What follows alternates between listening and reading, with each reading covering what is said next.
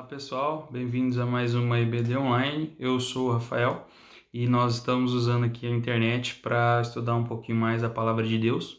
E é sobre como a Palavra de Deus chegou até nós que eu queria conversar um pouquinho hoje. Como é que nós podemos, como cristãos, ter a certeza de que o livro que Moisés escreve é o mesmo livro que Jesus lê, que é o mesmo livro que os apóstolos citam, que usam de base para escrever o Novo Testamento? Como saber que esse livro é exatamente o livro que nós temos hoje no nosso Antigo Testamento? A melhor maneira, talvez, de fazer isso seja deixar o próprio testemunho da Bíblia falar por si. Moisés, registrando a história do povo no registro dos Pentateucos, muitas vezes fala sobre o registro da própria lei. A gente vê em Êxodo 24, versículo 7, onde Moisés escreve o livro da lei, lê o livro da lei para o povo e o povo recebe aquilo imediatamente como sendo palavra de Deus e o povo reconhece que aquilo é escritura sagrada. E é interessante ver que isso ocorre na inauguração da aliança, em Êxodo capítulo 31, quando Moisés vai fazer uma renovação dessa aliança. Ele não só lê a lei, não só registra a lei de maneira escrita, como ordena que os sacerdotes guardem essa lei ao lado da Arca da Aliança, para que a lei sirva de testemunho contra o povo, se o povo vier a quebrar a lei. Então nós temos aí o primeiro panorama de como Israel fazia, como Moisés estabelece esse padrão de comportamento. Existe um resumo histórico dos eventos que culminaram naquela legislação, existe a exposição da legislação e o registro dela, e aí a sua preservação dentro do templo. Esse parece ser o método também que Josué usa no capítulo 24, dos versículos 24 a 26, quando ele vai fazer a renovação da aliança com o povo, quando o povo vai entrar na terra prometida. E Josué fala: se parecer mal para vós outros servir ao Senhor, escolham hoje a quem sirvam, eu e minha casa vamos servir ao Senhor. E aí o povo fala que vai servir ao Senhor também, e Josué registra essas palavras no livro da lei de Moisés e devolve esse livro, certo, para onde ele o pegou, que seria dentro ao lado da Arca da Aliança. E parece que esse método acompanha Israel durante toda a sua história. A gente vê o próximo autor dos livros bíblicos, que como reformados nós cremos que seja Samuel, o autor provavelmente dos livros de Juízes e Ruth, e talvez o começo ali de 1 Samuel. O profeta e último juiz, ele está fazendo a fase de transição, onde a monarquia de Israel vai começar, certo? Vai haver um progresso na aliança, vai haver uma modificação legal da estrutura de Israel. E aí Samuel parece que então para e faz esse registro histórico do período dos juízes aí, os principais fatos, as principais ocorrências que levaram à culminância do surgimento dessa nova legislação. Registra também essa legislação, e o capítulo 10, versículo 25, fala que Samuel adota exatamente a mesma prática. Ele guarda esse registro diante do Senhor, ou seja, dentro do tabernáculo, próximo aí da Arca da Aliança. E parece que a partir de Samuel, então, começa essa escola de pensamento entre os israelitas, de que o profeta ele não é responsável apenas por receber profecia e receber revelação de Deus, mas ele também é responsável por registrar a profecia, registrar a revelação e registrar a história, visto que a história era vista como o desenvolvimento dessas profecias e das promessas de Deus, e a história é vista como o desenvolvimento da aliança de Deus. Então, em 1 Crônicas 29, nós vemos os profetas que registram a vida do rei Davi. Nós temos a citação aí de Samuel, de Natã e de Gade como profetas que escrevem e registram a história do povo. E em segundo livro de Crônicas, no capítulo 37, versículo 27, nós vemos que não é só Davi, o rei, ou que tem a história registrada pelos profetas. Na verdade, todos os reis tiveram. No livro de 2 Crônicas, no capítulo 35, versículo 27, nós temos o registro de que todas as histórias de todos os reis, tanto de Israel quanto de Judá, eram registrados junto ao povo, certo?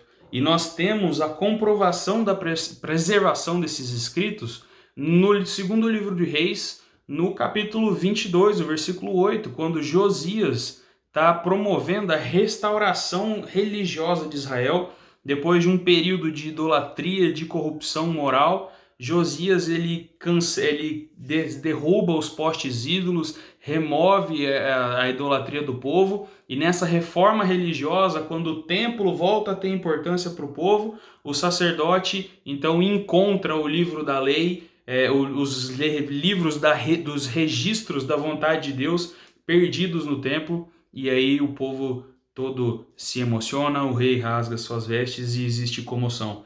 Então nós vemos que era de extrema importância para o povo de Israel registrar as escrituras e preservar as escrituras no tabernáculo e no templo. A importância era tal que nem mesmo as invasões da Babilônia e as invasões de inimigos eram capazes de destruir a lei de Moisés e a lei e os profetas. Nós vemos que Esdras, quando ele retorna do exílio pelo mandato de Artaxerxes, ele vem, de acordo com o capítulo 7, a partir do versículo 11 até o 14, o rei Artaxerxes não só dá uma carta para Esdras autorizando o seu retorno, dando a ele autoridade para agir no meio do povo de Israel, como também ele traz a lei consigo. E em Neemias 8, dos capítulos 1 ao 3, nós vemos que Esdras adota novamente o mesmo modelo usado por Samuel e usado por Josué. Ele faz uma retrospectiva, um resumo histórico do que está acontecendo, e aí lê a lei para o povo, e nós vemos que a emoção é tanta que o povo fica a manhã inteira em pé, escutando a lei ser lida. Então nós temos aí que a lei de Deus, desde que saiu de Moisés até o período do exílio, ela é guardada com muito cuidado e muito carinho. E como nós podemos ter certeza de que a lei não foi alterada? Bom, simplesmente pelo fato de que a lei era pública. Apesar dela ser preservada dentro do templo, de ser responsabilidade dos sacerdotes, em todos os eventos de festa, nos cultos de sábado, na adoração diária do povo, a lei era lida e ensinada pelo sacerdote. Então você alterar um ponto da lei era praticamente impossível, porque o judeu tinha uma prática oral e uma capacidade de decorar e memorizar e repetir a lei que era incrível. Simplesmente ficou conhecido como a tradição oral dos judeus. Então era uma coisa cultural e o pessoal... os verdadeiros eleitos, eles amavam a lei de Deus e guardavam a lei, mesmo sem saber ler, mesmo sem ter a cópia, eles levavam a lei e a palavra de Deus na mente e no coração. Outro fato que garante que a escritura que Moisés escreve, que Josué, Samuel e os demais profetas escrevem, e que é o mesmo texto que nós herdamos, é o autorreferenciamento que os livros fazem uns aos outros. Nós podemos ver que os próprios livros do Antigo Testamento, eles trazem referências uns aos outros e os profetas se citam uns aos outros mutuamente. Por exemplo, nós vemos que partes do Pentateuco é citado em praticamente todos os livros, desde Josué até o último livro que está na nossa Bíblia, que é o livro de Malaquias, certo? Nós vemos, por exemplo, referências históricas de Salomão compondo provérbios e cânticos e demais livros poéticos em 1 Reis 4:32. Nós temos Jonas no capítulo 2, quando ele está dentro da barriga do peixe, ele cita passagem de 4 salmos bíblicos diferentes, certo? Ezequiel, escrevendo a sua profecia, ele cita tanto os livros de Jó quanto os escritos de Daniel, que é seu contemporâneo e está no exílio da Babilônia. E o próprio Daniel, da região babilônica, ele cita nominalmente o profeta Jeremias, que observa o cativeiro acontecer de Jerusalém, e tanto cita nominalmente o Jeremias, quanto os demais profetas e a lei de Moisés, lá no capítulo 9, nos primeiros 11 versículos. Então a gente vê que o próprio Antigo Testamento ele faz referência a si mesmo, dentro de si mesmo, nos outros livros que o compõem. E como nós podemos ter a convicção, então, de que esse período do final da sucessão profética, que termina ali no período de Esdras e Neemias, com Ageu, Zacarias e Malaquias, que são os últimos profetas conhecidos, houve 400 anos de intervalo até surgir João Batista, que é o profeta que antecede Cristo, como é que nós podemos ter certeza que os mesmos livros que Davi, Salomão, Moisés escreveram e usaram como revelação são os mesmos livros que Jesus usa?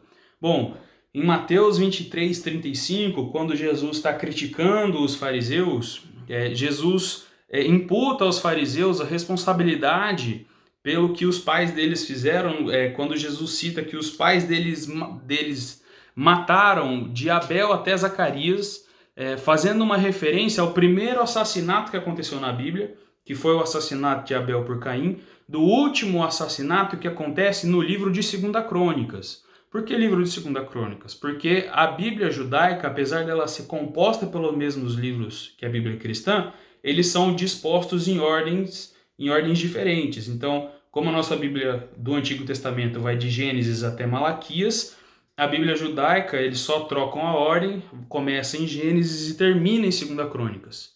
Então, o que Jesus está fazendo? Ele está delimitando o escopo da revelação. Ele está falando desde do primeiro livro do Antigo Testamento judeu até o último livro do Antigo Testamento judeu,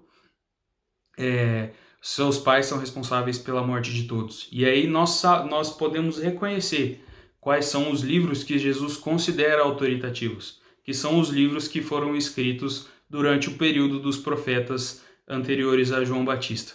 E como nós podemos saber que esses também são os livros que os apóstolos utilizavam?